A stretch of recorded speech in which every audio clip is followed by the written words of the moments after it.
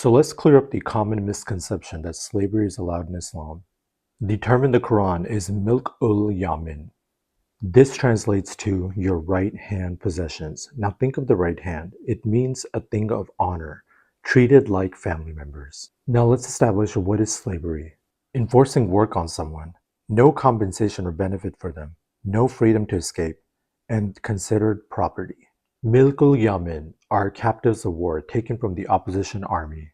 This applies to men and women, as women participated in battles too, as bow arrow shooters and as healers. The common misconception here that people make is that you could go into the country and take the women as captives, and this is false. So the leader of the Muslim army decides what to do with the captives.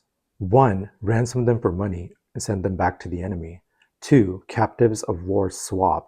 3. Let them go, as Prophet Muhammad ﷺ did in the conquest of Mecca. Kill them, as they were coming to kill you to begin with. Or 5. Make them milk ul yamin. The conditions for the milk ul yamin. They are given duties and jobs to work and serve. You cannot overburden them in work. If you do, you have to help them. You have to feed them from the same food that you eat.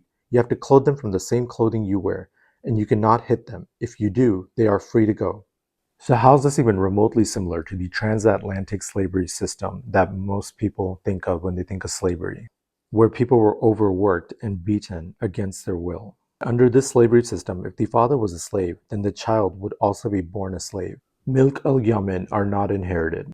The child of a milk el Yamin is not a milk el Yamin, as the next gen is not responsible for the actions of the previous generation as captives of war. The milk el Yamin can also go to the judge to offer a set amount of money known as muktaba to allow them to be released. The Quran even encourages to help the milk el Yamin with this financial aspect.